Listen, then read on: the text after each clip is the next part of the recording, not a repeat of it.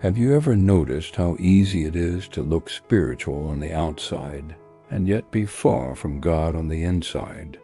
In Matthew chapter 6, Jesus continues his Sermon on the Mount, but this time his focus shifts inward.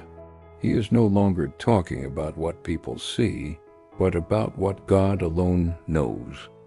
And what he says is both comforting and unsettling. Jesus begins by addressing something deeply human, our desire to be noticed. He talks about giving to the poor, praying and fasting, all good spiritual activities, but then he adds a sharp warning.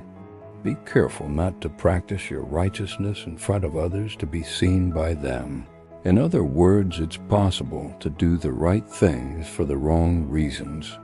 In Jesus' time, some people gave loudly, prayed publicly, and fasted visibly, not because they loved God, but because they loved applause. Jesus doesn't deny that they received a reward. He simply explains the problem. Human praise was all they would ever get. God, who sees the heart, was not impressed.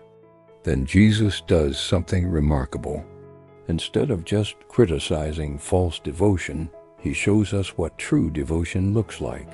He says, when you give, do it quietly. When you pray, do it privately.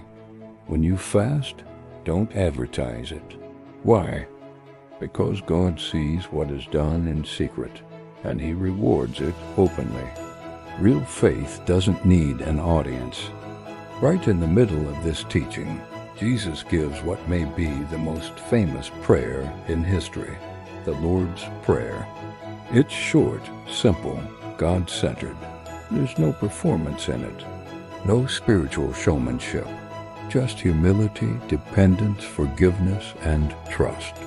Jesus is teaching us that prayer is not about impressing heaven, it is about relating to a Father. From there, Jesus shifts again, this time to what we treasure. Do not store up for yourselves treasures on earth. Why? Because earthly treasures fade, break, and disappear. But heavenly treasure lasts. And then he delivers a piercing statement. Where your treasure is, there your heart will be also. In other words, what you value most quietly controls you. This leads to another hard truth. Jesus says no one can serve two masters. You cannot serve both God and money. One will always compete with the other. One will eventually win. And whichever one wins will shape your peace, your priorities, and your decisions.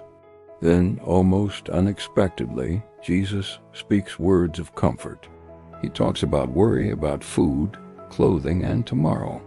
He points to birds that don't farm and flowers that don't toil. Yet God provides for them. And he asks a simple question. Are you not much more valuable than they? Jesus isn't denying life's needs.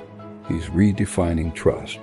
He tells us not to be consumed by anxiety, because anxiety doesn't add a single hour to life.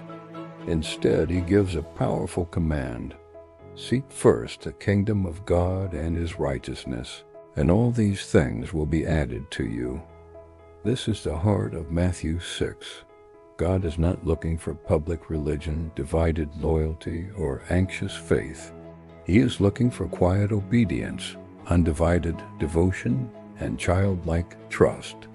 The message is clear. God sees what others don't. He values sincerity over show.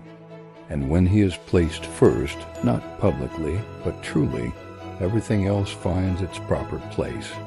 Sometimes the most powerful faith is the one no one else sees.